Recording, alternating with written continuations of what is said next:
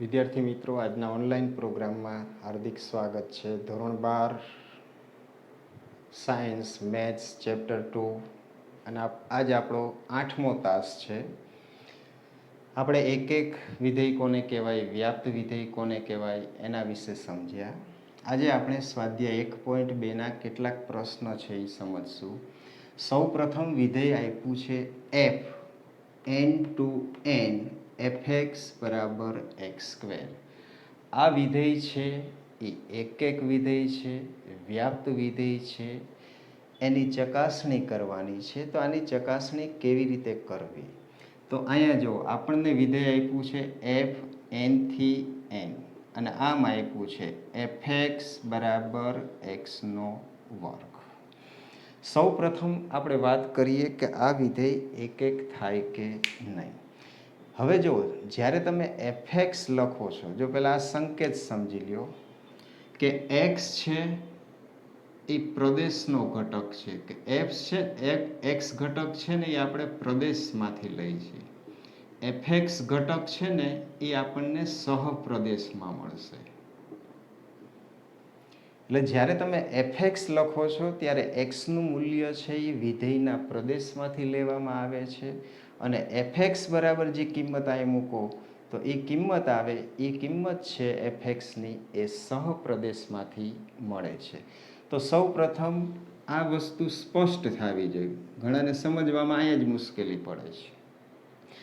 આ વિધેય એક છે કે નહીં એની ચકાસણી કરીએ. હવે અહીંયા જો પ્રાકૃતિક સંખ્યાઓનો ગણ આપ્યો છે તો એને આપણે યાદીમાં લખી છે કે પ્રાકૃતિક સંખ્યાની અંદર 1 2 3 4 બધા ધન પૂર્ણાંક આપણે લઈએ છીએ.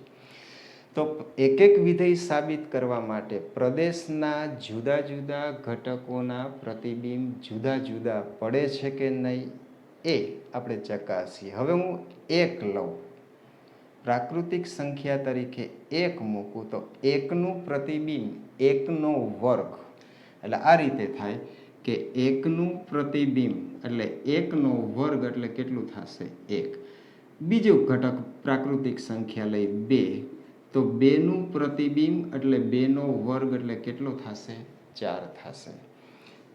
3નું પ્રતિબિંબ તો 3નું પ્રતિબિંબ થશે 3નો વર્ગ એટલે 9. તો જો આના ઉપરથી આપણે અનુમાન કરી શકીએ છીએ કે પ્રદેશમાં જુદા જુદા ઘટક લઈએ તો એના પ્રતિબિંબ પણ જુદા જુદા મળે છે. માની લો કે આ 9 છે, સહપ્રદેશમાં જે 9 ઘટક છે તો 9 ઉપર કયા ઘટકનું પ્રતિબિંબ પડે છે? તો 3 ઘટકનું પડે છે. 3 સિવાય બીજા કોઈ ઘટકનું પ્રતિબિંબ 9 ઉપર પડતું નથી.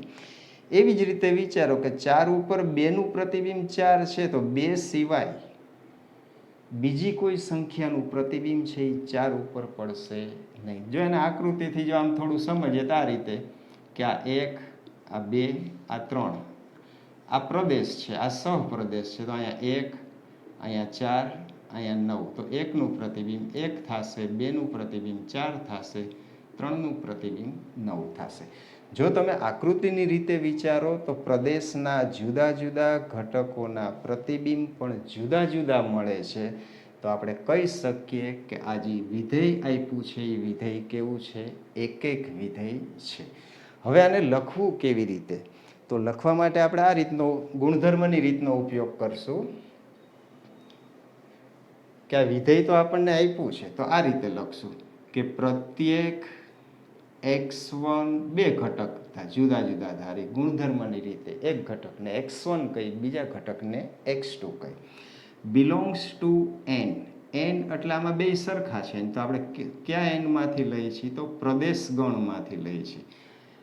પ્રત્યેક x1 x2 belongs to n માટે હવે આપણે આ શરતનો ઉપયોગ કરી કે બે ઘટકોના પ્રતિબિંબ x1 અને x2 ના પ્રતિબિંબ જો આપણે સરખા લઈએ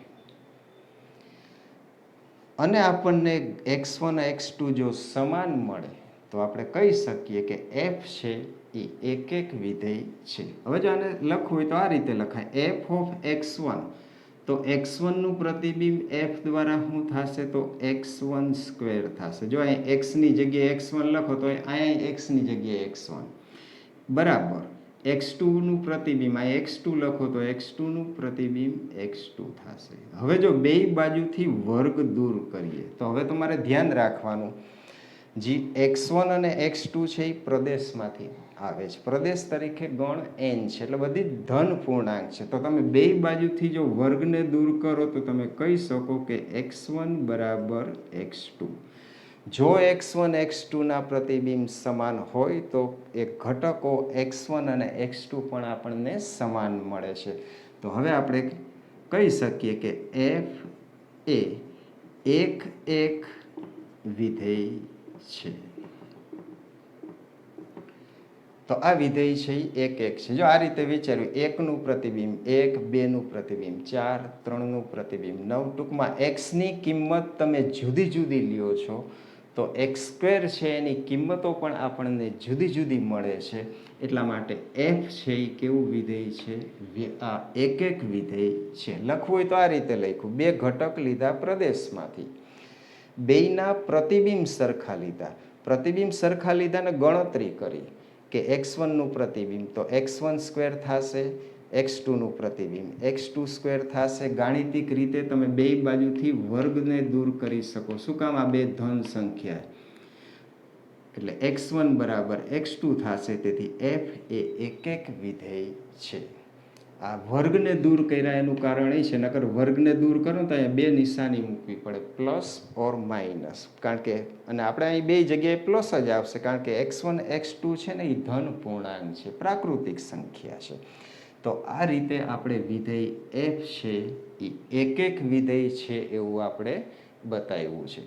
તો આ વાત થઈ એક એક વિધેયની. હવે આપણો પ્રશ્ન છે વ્યાપ્ત વિધેય કહેવાય કે નહીં? તો વ્યાપ્ત વિધેયમાં જો અહીંયા ગણ સહપ્રદેશ તરીકે તો આપણને પ્રાકૃતિક સંખ્યાઓનો ગણ આપ્યો છે. હવે વ્યાપ્ત વિધેય થવા માટે આપણે n ના ઘટકો, n એટલે સહપ્રદેશના ઘટકો જોવા પડે. તો હવે અહીંયા જો n ની અંદર 1 આવે છે, તો 1 ઉપર કોનું પ્રતિબિંબ પડે છે? તો 1 નું પ્રતિબિંબ પડે છે. 2 ઉપર કોનું પ્રતિબિંબ પડે છે? તો કોઈ પ્રાકૃતિક સંખ્યાનો વર્ગ છે ને એ 2 ક્યારેય નહીં થાય. તો સહપ્રદેશમાં આવતા ઘટક 2 ઉપર પ્રદેશના કોઈ ઘટકનું પ્રતિબિંબ પડતું નથી, તો f છે એ વ્યાપ્ત વિધેય નથી. અને બીજું કે આ વિધેય f નો વિસ્તાર છે એ આપણે યાદીની રીતે લખી શકીએ છીએ. તો આપણે આ રીતે લખી શકીએ કે r f બરાબર, હાલો વિસ્તારની અંદર ક્યાં આવશે? તો અહીં શરૂઆત 1 થી થાય, તો 1 નું પ્રતિબિંબ 1 થાય તો આ 1 આવે. 2 નું પ્રતિબિંબ અહીં 2 મૂકો, બધાય પ્રતિબિંબનો ગણ એટલે વિધેયનો વિસ્તાર, તો 1 પછી 4 9, હાલો 4 નું પ્રતિબિંબ 16 થશે, 5 નું પ્રતિબિંબ 25 થશે. આ રીતે તો આ જે વિધેયનો વિસ્તાર આવે છે એ આખે આખો સહપ્રદેશ થતો નથી, એટલે not equal to n. n એટલે આપણે સહપ્રદેશ. તો હવે આપણે કહી શકીએ કે f છે, f એ વ્યાપ્ત વિધેય નથી. તો આ રીતે આપણે વિધેય એક એક છે એવું સાબિત કર્યું. અહીંયા યાદીના સ્વરૂપમાં વિધેયને વિસ્તારને લખી શકતા હતા. તો વિસ્તાર લખ્યો તો એ આખે આખો સહપ્રદેશ, એટલે એનના બધા જ ઘટકો વિસ્તારમાં આવતા નથી. એટલે એનના બધા જ ઘટકો, અમુક ઘટકો એવા છે કે જે ઘટકો ઉપર પ્રતિબિંબ પડતું નથી. એટલા માટે RF નોટ ઇક્વલ ટુ સહપ્રદેશ. તેથી f એ વ્યાપ્ત વિધેય નથી. તો આપણે આ રીતે જે વિધેય આપ્યું હતું f n થી n fx બરાબર x², આ વિધેય છે એ વ્યાપ્ત એક એક વિધેય છે, પરંતુ વ્યાપ્ત વિધેય નથી. હવે આપણે બીજું લઈ. હવે આમાં જો પ્રદેશ અને સહપ્રદેશમાં થોડો ફેરફાર કરેલો છે. ફેરફાર એ કર્યો છે કે n ની જગ્યાએ આપણને z આપ્યું છે. તો જો આ સેકન્ડ છે કે f from z to z અને fx બરાબર x². સૌ પ્રથમ વાત કરીએ એક એક વિધેયની વાત કરીએ કે f છે એ એક એક વિધેય છે કે નહીં. તો એક એક માટે જોવાનું કે પ્રદેશના ઘટકો. હવે અહીં જો પ્રદેશ ગણ તરીકે ઝેડ આપ્યો તો ઝેડમાં ઋણ પૂર્ણાંક આવે, 0 આવે અને ધન પૂર્ણાંક આવે. જો તમે એક્સ જુદા જુદા લ્યો તો એક્સ સ્ક્વેરના મૂલ્ય જુદા જુદા આવે છે. તો અહીંયા જો વર્ગ છે, એક્સનો વર્ગ છે, તો ધન કિંમત લ્યો તો એનો વર્ગ એ ધન થાય. ઋણ કિંમત અથવા ઋણ પૂર્ણાંક લ્યો તો એનો વર્ગ એ ધન થશે. તો અહીંયા જો એકનું પ્રતિબિંબ એકનો વર્ગ એટલે 1 થાય, માઇનસ એકનું પ્રતિબિંબ પણ માઇનસ એકનો વર્ગ એટલે 1 થાય. તો 1 અને માઇનસ 1 છે એ જુદા જુદા છે, પણ એના પ્રતિબિંબ કેવા મળે છે? સરખા મળે છે. જો આકૃતિમાં આમ વિચારી કે આ ઝેડ આપ્યો છે, આ ઝેડ આપ્યો છે, અહીંયા હું એક ઘટક -1 લઉં ને અહીંયા એક ઘટક -1 લઉં તો એકનું પ્રતિબિંબ છે ને એ 1 થશે, -1નું પ્રતિબિંબ એ 1 થશે. એટલે પ્રદેશના જુદા જુદા ઘટકોના પ્રતિબિંબ સરખા થયા. તો આવા વિધેયને આપણે એક એક વિધેય કહી શકીએ નહીં. તો હવે આપણે આને લખવું કેવી રીતે? તો હવે એક એક નથી એવું ઉદાહરણ આપણી પાસે છે. તો આપણે આમ લખી શકીએ કે f(1) બરાબર, હાલો 1નું પ્રતિબિંબ એટલે 1નો વર્ગ અને આનું મૂલ્ય થાય છે 1 એટલે 1નું પ્રતિબિંબ 1 થાય છે. પછી f(-1) તો -1નો વર્ગ પણ એ 1 આવશે. તો અહીંયા જો આ રીતે આપણે દલીલ કરી શકીએ કે અહીં f(1) બરાબર f(-1) અને આ બેયની કિંમત 1 છે, પરંતુ 1 ઘટક એટલે આ x1 કહી દઉં ને આ x2 કહી દઉં, 1 નોટ ઇક્વલ ટુ -1. તેથી f એ એક વિધેય નથી. તો આ રીતે આપણે અહીંયા પહેલા ચેક કરી લીધું વિધેય કઈ રીતે વ્યાખ્યાયિત થયું છે. વિધેયનું સૂત્ર શું આપ્યું છે કે 5નું પ્રતિબિંબ એ 25 થાય, -5નું પ્રતિબિંબ એ 25 થાય. જો x1 x2 એના પ્રતિબિંબ સરખા છે, પણ જે x1 ને x2 મળે છે એ કેવા મળે છે? જુદા જુદા. તો f છે એ એક એક વિધેય નથી એવું આપણે દલીલ કરીને બતાવ્યું. તમે ઉદાહરણમાં 1 - 1 ગમે તે પૂર્ણાંક લ્યો, 3 લ્યો માઇનસ, જો 3નું પ્રતિબિંબ એ 9 થાય, -3નું પ્રતિબિંબ એ 9 થશે. તો પ્રતિબિંબ સરખા આવ્યા, પણ અંદરના ઘટક x1 અને x2 ઘટક કેવા આવે છે? જુદા જુદા. તો આપણે f છે એ એક વિધેય નથી એવું આપણે કહી શકીએ. તો તમને જ્યારે લખવાનું કહે કે આ વિધેય એક છે કે નહીં, વ્યાપ્ત છે કે નહીં, એ બતાવો. તો સૌ પ્રથમ પ્રદેશ અને સહપ્રદેશ, પછી વિધેયનું જે સૂત્ર આપ્યું છે એ ચેક કરી લેવાનું. અહીંથી જ ગુણધર્મની રીતે જ ચેક કરવાનું કે હું x જુદા જુદા લઉં તો x2 છે એ જુદા જુદા આવે. જો આવતા હોય તો એ એક ન આવતા હોય એવું ઉદાહરણ, એવી કિંમતો શોધી શકો તો એ એક વિધેય નથી. તો અહીંયા જો આ પ્રદેશમાં ધન પૂર્ણાંક, જો અહીંયા n લખો ને તો ઋણ ન આવે તો એ વિધેય એક થાય. પણ પ્રદેશ ગણ તરીકે તમને ઝેડ આપ્યો છે, તો ઝેડની અંદર ધન પૂર્ણાંક, ઋણ પૂર્ણાંક, શૂન્ય એવા બધા પૂર્ણાંક આવે છે. એટલે અહીંયા જો x જુદા જુદા લ્યો છતાં પણ એના વર્ગ છે એ કેવા મળે છે? સમાન મળે છે. તેથી f છે એ એક વિધેય નથી. અને આ રીતે તમારે ઉદાહરણ આપીને લખી નાખવાનું. બે પ્રતિબિંબ સરખા છે, જો બેયના મૂલ્ય 1 થાય, પણ અંદરના જે ઘટક x1 અને x2 કેવા આવે છે? જુદા જુદા. તો f છે એ એક વિધેય નથી. હવે વ્યાપ્ત વિધેય છે કે નહીં? તો અહીંયા જો વર્ગ છે અને પૂર્ણાંક છે, તો ગુણધર્મની રીતે ને આનો વિસ્તાર જ ચેક કરશું કે એક અને આનો વિસ્તાર લખો તો RF થાય. તો પ્રતિબિંબનો ગણ, પ્રદેશના ઘટકોના પ્રતિબિંબના ગણને આપણે વિધેયનો વિસ્તાર કહીએ છીએ. તો વિસ્તારમાં ક્યાં આવશે? તો 0નું પ્રતિબિંબ 0 આવે. જો વિસ્તારની અંદર 0 આવે, -1 આવે જ નહીં. શું કામ? કોઈનો વર્ગ -1 થાય જ નહીં. ઋણ પૂર્ણાંક તો આ વિસ્તારમાં આવશે જ નહીં. તો સૌ પ્રથમ ઘટક આવ્યો 0, પછી 1, પછી 2નું પ્રતિબિંબ કેટલું થશે? 4, -2નું 4 થશે, પછી 9, પછી 16 અને વગેરે. તો આ જે વિધેય f નો વિસ્તાર છે એ સહપ્રદેશ, ઝેડ એટલે સહપ્રદેશ જેટલો થતો નથી, એટલે કે નોટ ઇક્વલ ટુ ઝેડ. તેથી એફ એ વ્યાપ્ત વિધેય નથી. તો આ રીતે તમે ઝેડથી ઝેડ આપ્યું હોય તો વ્યાપ્ત વિધેય નથી એવું કહી શકો. હજી જો ત્રીજો પ્રશ્ન છે, વિધેયનું સૂત્ર એનું એ છે, પણ એના પ્રદેશ અને સહપ્રદેશમાં ફેરફાર આપ્યો છે. જો ત્રીજા નંબરનો પ્રશ્ન વિચારીએ કે એફ આરથી આર,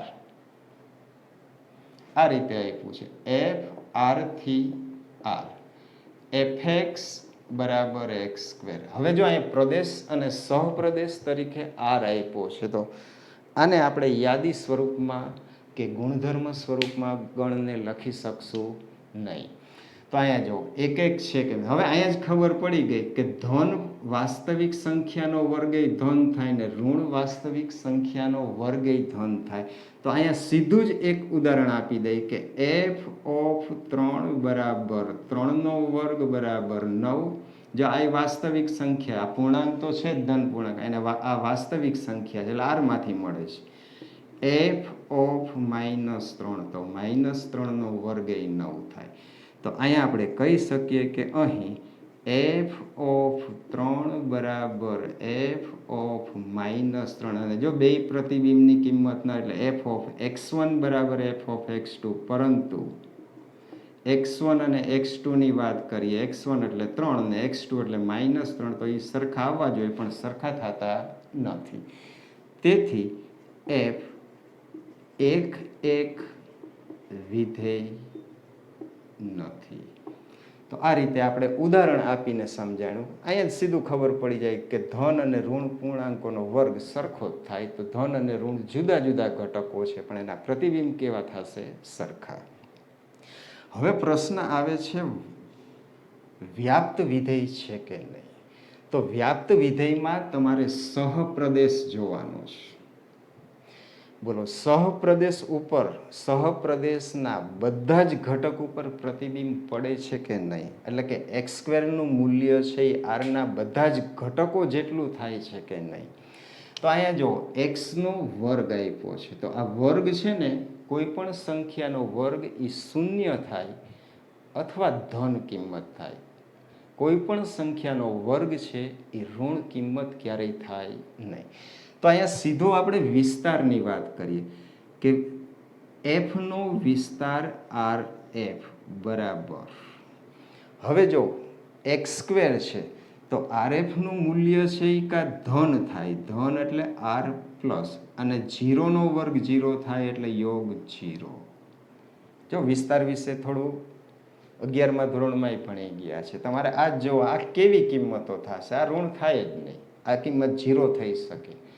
ધન ગમે એ કિંમત થઈ શકે. જો હું 1.5 છે, મારે વિચારવું હોય કે આની અંદર 1.5 છે તો 1.5 ઉપર કોનું પ્રતિબિંબ પડે? તો આના બરાબર એક્સ સ્ક્વેર બરાબર 1.5 ક્યારે થાય? તો હું એક્સ બરાબર વર્ગમૂળમાં 1.5 લઉં તો એનો વર્ગ કરું તો 1.5 થાય. તો બધી જ ધન સંખ્યાઓ ઉપર પ્રતિબિંબ પડે છે પણ ઋણ કિંમત ઉપર પ્રતિબિંબ પડતું નથી. એટલે આ બધી જ ધન સંખ્યાઓનો ગણ એટલે આર પ્લસ, આમાં વિસ્તારમાં 0 આવે છે એટલે યોગ 0. તો આ જે વિસ્તાર છે એ સહપ્રદેશ, તો અહીંયા સહપ્રદેશ તરીકે આર છે, તો સહપ્રદેશ જેટલો થતો નથી. તો હવે આપણે કહી શકીએ કે એફ એ વ્યાપ્ત વિધેય નથી. તો આજે આપણે 3 સૂત્ર એક જ છે પણ એના પ્રદેશ અને સહપ્રદેશ જુદા જુદા આપેલા છે એની વાત કરી. તો આ રીતે તમને પ્રશ્ન આપે તો તમે એક વિધેય છે કે વ્યાપ્ત વિધેય છે કે નહીં ચેક કરી શકો. ખાસ તમારે પ્રદેશ જોવાનો, સહપ્રદેશ જોવાનો, ખાસ વિધેયનું સૂત્ર જોવાનું કે એક્સ જુદા જુદા હોય તો એના પ્રતિબિંબ પણ જુદા જુદા થવા જોઈએ. બીજું કે સહપ્રદેશના બધા જ ઘટકો ઉપર પ્રતિબિંબ પડતો, એટલે ટૂંકમાં વિધેયનો વિસ્તાર છે એ આખો સહપ્રદેશ થવો જોઈએ તો જ વિધેય વ્યાપ્ત કહેવાય. જુદા જુદા ઘટકોના પ્રતિબિંબ જુદા જુદા થાય તો એને આપણે એક વિધેય કહીએ છીએ. તો આજનો પીરિયડ આપણે અહીંયા પૂરો કરીએ છીએ.